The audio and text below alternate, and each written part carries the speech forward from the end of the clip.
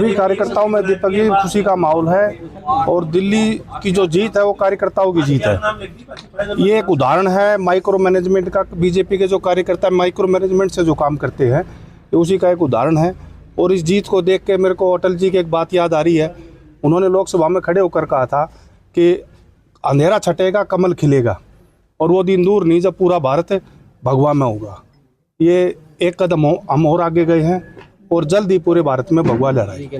माननीय प्रधानमंत्री जी एक कद्दावर नेता के नाते और पूरी भारतीय जनता पार्टी ने जो भी गरीब आदमी के लिए जितना भी काम किया है या अपने पूरे देश के लिए जो विकास कार्य किए हैं, उसका लोगों ने उसके बारे में उसके एवज में जितनी भारी मतों से जीत दिलाई है वो वास्तव में खुशी की बात है।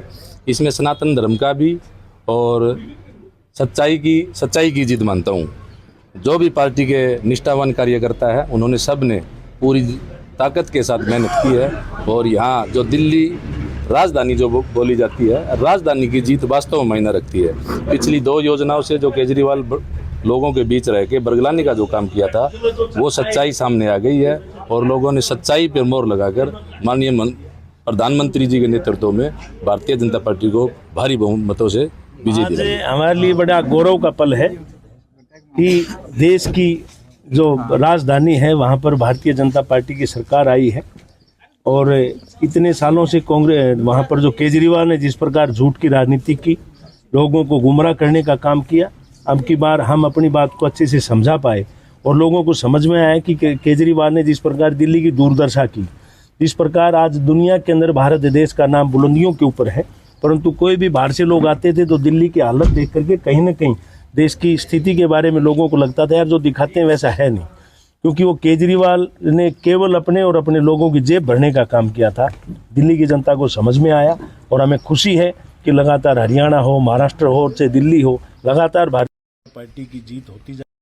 जनता का विश्वास भारतीय जनता पार्टी की नीतियों के ऊपर बढ़ा है और नरेंद्र मोदी जी के नेतृत्व पर मजबूत हुआ।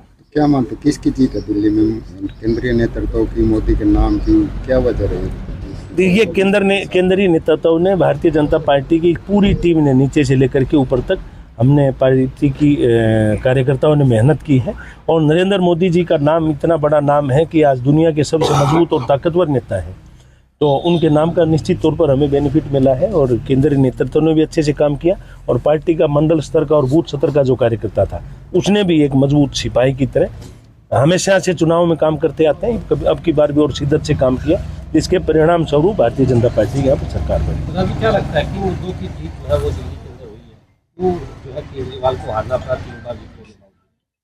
देखिए, ये हमारा विकास का मॉड्यूल जो है मोदी जी के नेतृत्व में हमने देश भर में काम किया है। और सबसे बड़ा कारण है कि हरियाणा दिल्ली के लगता जो प्रदेश है, यहाँ पर माननीय मनोहर लाल खट्टर जी और नायब सैनी जी ने जिस प्रकार काम किया था तो लोगों को विश्वास था कि दिल्ली के अंदर भी और अच्छे काम होंगे।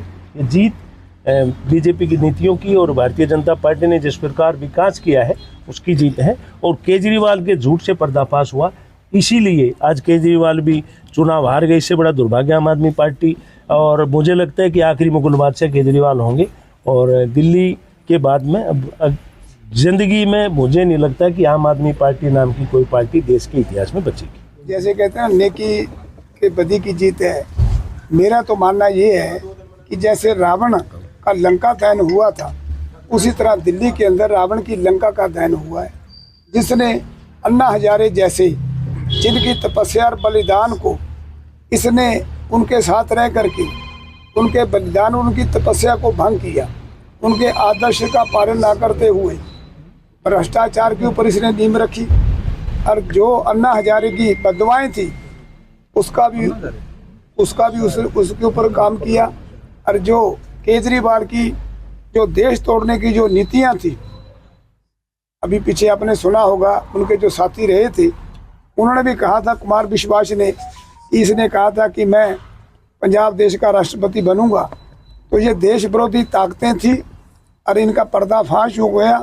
जनता ने इनको ऐसा सबक सिखाया, जो अपने आप को कहता था मैं कट्टर ईमानदार हूँ, वो कट्टर ईमानदारी आज दिल्ली की सड़कों पे रुल रही है। और नतीजे आपके सामने, ये जीत सच्चाई की जीत हुई है, ये जीत त्याग और तपस्या बलिदान की जीत हुई है, ये भारत माता की जीत हुई है।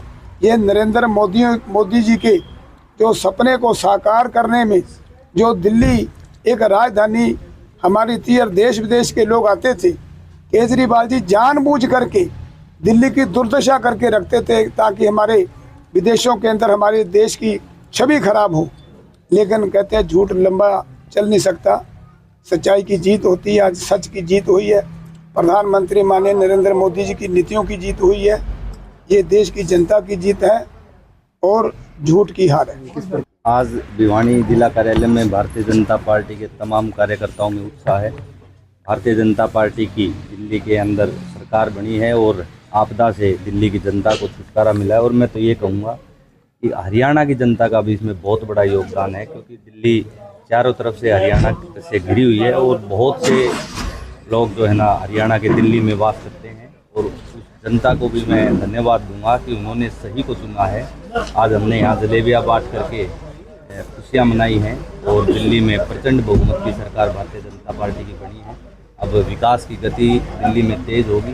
केजरीवाल इस प्रकार से झूठ बोल करके इतने लंबे समय तक वहाँ पर उन्होंने मुख्यमंत्री बन करके लोगों को बेवकूफ़ बनाया, भ्रष्टाचार किया, उन सब कामों का समापन होगा और अब भारतीय जनता पार्टी की सरकार में उसी गति से विकास चलेगा जिस गति से हरियाणा में, महाराष्ट्र में और पूरे देश में जहां भारतीय जनता पार्टी की सरकार है आदरणीय नरेंद्र मोदी जी के नेतृत्व में। और दिल्ली के अंदर मजबूती के साथ भारतीय जनता पार्टी काम करेगी।